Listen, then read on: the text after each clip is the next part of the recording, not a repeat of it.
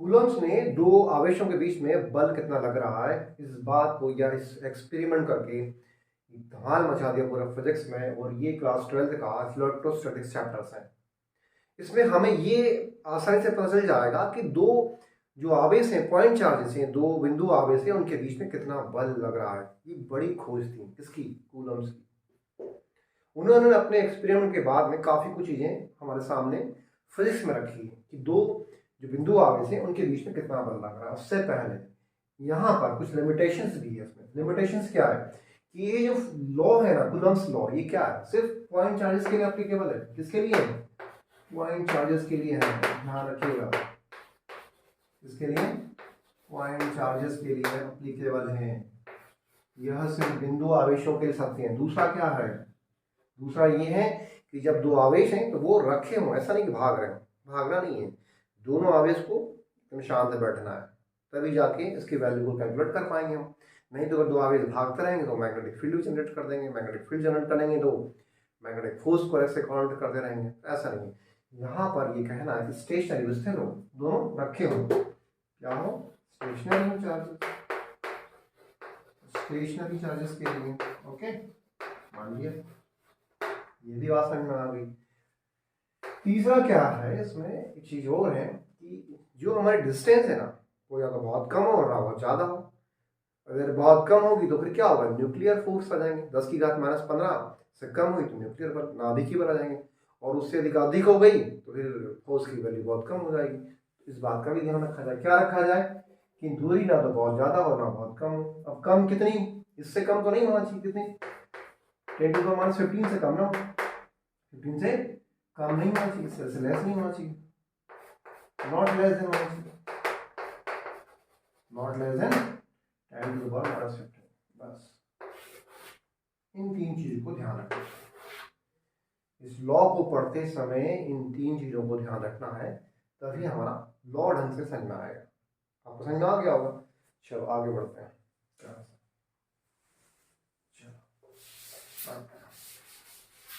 ठीक है, क्या कह रहा है लॉ? देखिए जरा क्या कह रहा है लॉ। लॉ ये कह रहा है कि 2 पॉइंट चार्ज, दो बिंदु आवेश दे दिए हमने। दो बिंदु आवेश कहाँ रख लिए? यहाँ रख लो, यहाँ रख लो। एक का नाम Q1 दे दो, दूसरे का नाम Q2 दे दो। नाम देने में क्या रखा? इन दोनों के बीच की डिस्टेंस उसको R कर लो। चलो ये R कर लिया। क्या करना है? ये भी Q1 ये Q2।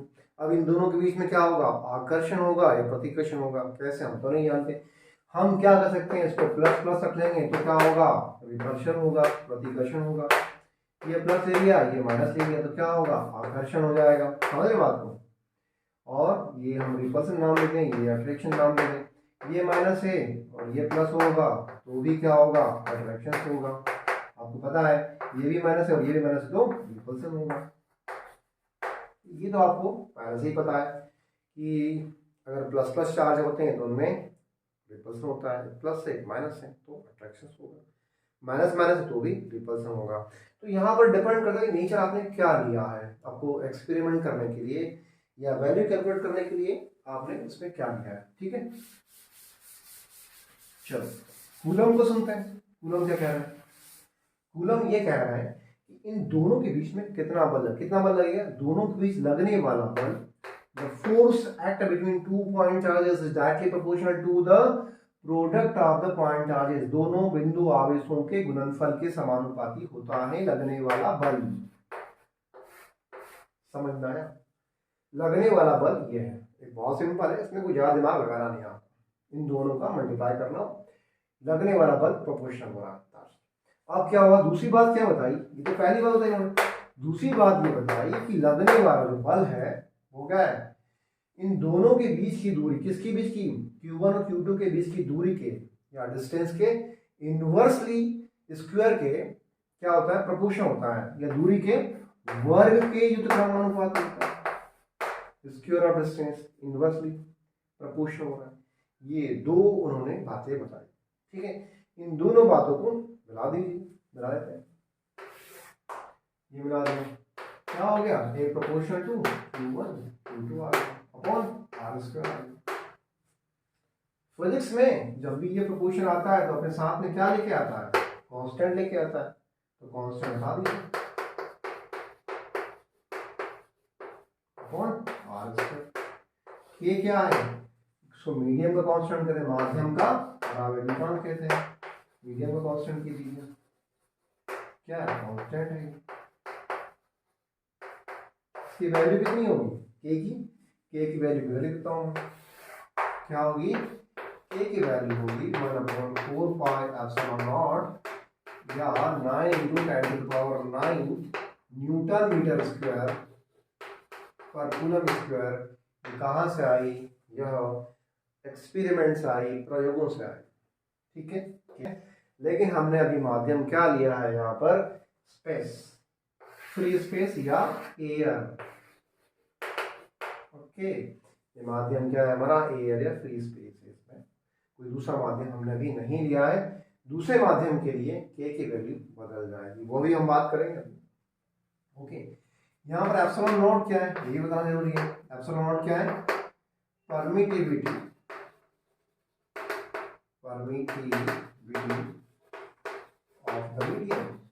Of the medium. जो माध्यम आपने लिया है उसकी विद्युतशीलता है, हिंदी में क्या है, परमिटिविटी ऑफ द मीडियम। इसकी वैल्यू भी आप निकाल सकते हैं, यहाँ से निकाल सकते हैं। जनरल इसकी वैल्यू है, आप कैलकुलेशन करेंगे 8.85 × 10⁻⁻12, 10 की घात -12। क्या यहाँ क्या था, न्यूटन मीटर स्क्वायर पर, तो हम उसको उल्टा कर दीजिए, coulomb square newton metre square. थोड़ी गाड़ी यहाँ पर अटक जाती होगी आपकी, इसकी जो यूनिट है वो कैसे आ गई, इसकी यूनिट है वो कैसे आ गई, इस पर हम अभी बात करें। यहाँ तक आपको समझ में आया हो, ठीक है, ये पॉइंट है इसके लिए। हाँ हमारा तो ये आपको यहाँ तक तो समझ में आ ही जाओ। अब आगे थोड़ी बात करते हैं, इसकी यूनिट निकालना मैं आपको बता देता हूँ, और इसकी भी यूनिट निकालते हैं, किसकी, मीडियम ऑफ कांस्टेंट की निकाल सकते हैं, परमिटिविटी को निकाल ले रहे हैं, साथ साथ इनके डायमेंशन फार्मूले भी फाइंड आउट कर लेते हैं, ताकि 12th के साथ साथ नीट में भी क्वेश्चन आते हैं। इससे क्वेश्चन थोड़े कंसेप्चुअल बनते हैं नीट और आईआईटीज में। अगले वीडियो में इस पर क्वेश्चन हम करेंगे नीट और आईआईटीज के लिए। अभी हम वैसे कंसेप्ट समझ लेते हैं 12th के हिसाब से और नीट के हिसाब से, ठीक है। तो चलो बात करते हैं।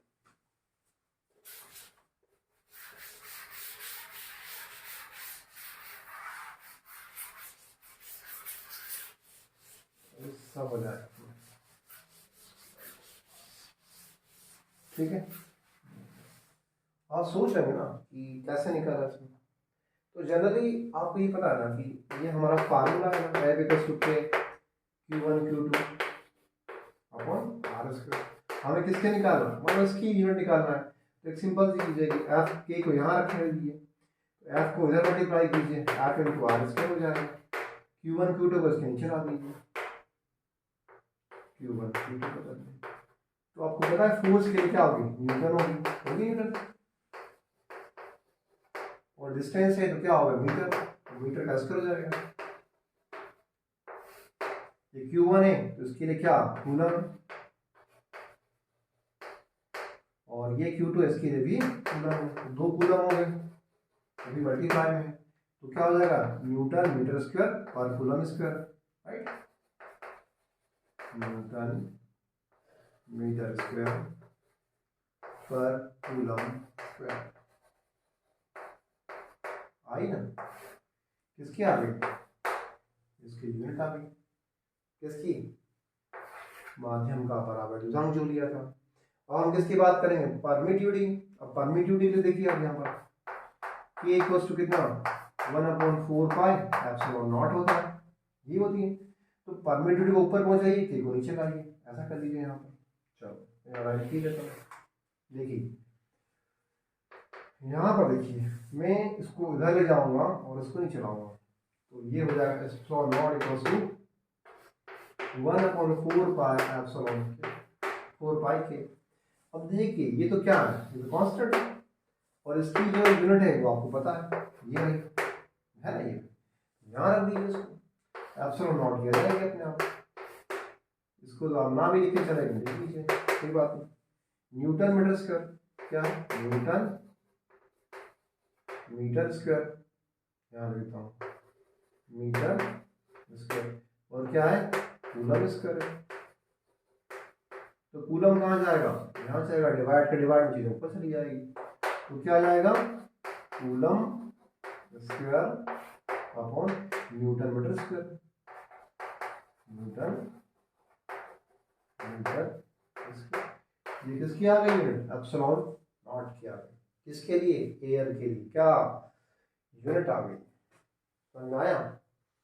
अब ये यूनिट आई है तो हम इसका डायमेंशन फार्मूला आसानी से निकाल सकते हैं। चलो देखो, हम लोग डायमेंशन फार्मूला फाइंड आउट करते हैं। देखिए एप्सिलॉन नॉट के लिए क्या कर रहे हैं हम लोग, कूलम स्क्वायर है, मतलब Q1 Q2 है ऊपर, और नीचे क्या है, फोर्स इनटू आर स्क्वायर। देखो आवेश के लिए हम लोग पहले निकाल चुके हैं, क्या होता है आवेश के लिए, 80 था, एक और 80 हो जाएगा। फोर्स के लिए सबको पता है MLT माइनस 2 होता है, ठीक है, क्या होता है MLT माइनस 2 फोर्स के लिए डायमेंशन फार्मूला। ये डिस्टेंस है तो एक और L हो जाएगा, L स्क्वायर हो जाएगा। अब निकालिए यहाँ से, तो क्या होगा 80 इंटू ए स्क्वायर टी स्क्वायर हो जाएगा, राइट ऊपर। नीचे क्या होगा L स्क्वायर, ये L L क्यूब हो जाएगा, M L क्यूब हो जाएगा, T माइनस 2 हो जाएगा। देखो सबको ऊपर ले चलते हैं, ऊपर तो क्या होगा M माइनस 1, ठीक है, ए स्क्वायर, ये टी ऊपर गया प्लस हो गया, तो टी 4 हो जाएगा, 2 2 4 की पावर L माइनस 3, तो क्या हो जाएगा L माइनस 3। यहाँ पर डायमेंशन फार्मूला आ गया, क्या आएगा M माइनस 1 L माइनस 3 ए की पावर 2 और टी की पावर 4। ये आपका डायमेंशन फार्मूला आ गया, किसका आ गया, एप्सिलॉन नॉट का। किसका आ गया, एप्सिलॉन नॉट का। ऐसे हम निकाल सकते हैं यहाँ से। जनरली मैं आपको बताऊंगा कि डायमेंशन फार्मूला कैसे निकालते हैं, सारे जितनी भी यूनिट है सिंपल तरीका आपको बताऊंगा। इसका मैं एक वीडियो आपको अलग से डाल दूंगा, डिस्क्रिप्शन में मिल जाएगा। मैं एयर के लिए या फ्री स्पेस में कितना आया था, F इक्वल्स टू कितना आया था 1/4 pi epsilon naught, 1/4 pi epsilon naught Q1 Q2 upon r square. ये किसके लिए था, एयर के लिए था, ठीक है। और हम ये चाहते हैं कि मीडियम में चेक करें कि किसी जब माध्यम में, किसी मीडियम में हम पॉइंट चार्ज को रख रहे हैं तो उनके बीच में कितना फोर्स लग रहा है, उसकी वैल्यू को कंपेरिजन कैसे करें हम फ्री स्पेस के साथ में। तो कुछ रिजल्ट हमारे सामने आ गया। देखिए अगर मैंने ये पॉइंट चार्ज लिया है Q1 और Q2, वही है जो यहाँ पर है, डिस्टेंस भी वही है जो यहाँ पर है, आर ले, लेकिन अब मैंने क्या करा, मीडियम को चेंज कर दिया, ठीक है। तो मीडियम क्या कह रहा, मैंने मीडियम को बदल दिया, अब मेरा मीडियम कुछ और हो गया, मैंने वाटर ले लिया, मीडियम को चेंज कर दिया, मीडियम को बदल दिया। वाटर ले लूँ या मेटल ले लूँ, माइका ले लूँ, जो मेरी इच्छा हो, ठीक है। अब जो फोर्स लग रहा है इन दोनों के बीच में, अट्रैक्शन या रिपल्सन जो भी लग रहा है, उसकी वैल्यू में बदलाव कितना आएगा वो चेक करना है हमें। तो हम कैसे निकालेंगे, देखिए यहाँ पर फोर्स, ये मीडियम चेंज हुआ है हमारा, हमने कुछ ले लिया, तो क्या आएगा 1/4 पाई एप्सिलॉन आएगा, नॉट नहीं आएगा, क्योंकि ये मीडियम की परमिटिविटी है, और परमिटिविटी मतलब मीडियम चेंज हो चुका है, पहले एयर था अब मीडियम चेंज होगा तो परमिटिविटी भी चेंज हो जाएगी। तो यहाँ पर क्या होगा, वही Q1 Q2 upon r square, ये वैल्यू पहले जैसी ही वही ले ली है, बस चेंज करना है, चेक करना है कितना फोर्स लग रहा है, क्या कम लग रहा है, ज़्यादा लग रहा है, चेक हो जाएगा। इन दोनों इक्वेशंस को डिवाइड कर दिए फर्स्ट सेकंड में, क्या करते हैं इन दोनों इक्वेशन को डिवाइड कर देते हैं, देखते हैं क्या है, Fn अपॉन Fm कर दीजिए, 1/4 पाई एप्सिलॉन नॉट, और ये 1/4 pi epsilon Q1 Q2 upon r square into Q1 Q2 upon r square upon r square. तो ये तो रेशियो पूरा कट जाएगा, ये भी कट जाएगा, ये एप्सिलॉन ऊपर चला जाएगा, ठीक है। तो ये क्या आ जाएगा, Fa अपॉन Fm हो जाएगा, ये एप्सिलॉन ऊपर एप्सिलॉन नॉट नीचे। इन दोनों का रेशियो जो है वो कहलाता है किसी माध्यम का परावैद्युतांक, क्या कहलाता है, किसी माध्यम का परावैद्युतांक। और यहीं से मीडियम की परमिटिविटी निकाल, कैसे, एप्सिलॉन अपॉन एप्सिलॉन नॉट से लिखिए इक्वल्स टू के। ठीक है, तो हमारा एप्सिलॉन क्या आएगा, epsilon equals to epsilon naught into k. आ गया परमिटिविटी, कितना आया यहाँ पर, देखिए ये मीडियम का फोर्स कितना होगा, 1/4 epsilon naught into k into Q1 Q2 upon r square. आया, यहां देखिए इन दोनों की तुलना कीजिए, तुलना कीजिए, यहाँ पर एप्सिलॉन है और यहाँ पर एप्सिलॉन नॉट के है, क्या है, यहाँ पर एप्सिलॉन है और यहाँ पर एप्सिलॉन नॉट के है। मीडियम चेंज करने से परमिटिविटी में चेंज आया है, डाइलेक्ट्रिक कांस्टेंट एक नई चीज आ गई है और यह डाइलेक्ट्रिक कांस्टेंट ही तय करेगा कि जब आप मीडियम को चेंज करते हैं, एयर के अलावा कोई दूसरा मीडियम रखते हैं, तो फोर्स की वैल्यू कितनी होगी। तो ये डायरेक्टली कांस्टेंट है, इसके बारे में इंफॉर्मेशन ये है कि फिजिक्स ये कहता है कि डायरेक्टली कांस्टेंट किसी भी पदार्थ के लिए एक से कम नहीं होता है। क्या होता है, एक से कम नहीं हो रहा है। के की जो वैल्यू है वो क्या है, एक से कम नहीं है, एक से ज्यादा ही है, ग्रेटर देन 1 ही है, ग्रेटर देन 1, ग्रेटर देन 1। हर एक मीडियम के लिए अलग अलग होगा। जैसे हम धातु की बात करें, उसके लिए डाइलेक्ट्रिक कांस्टेंट का मान अनंत होता है। इसके लिए धातु के लिए, मेटल के लिए क्या होता है, मेटल के लिए अनंत होता है, इनफाइनाइट होता है। बाकी चीजों के लिए एक से अधिक होता है।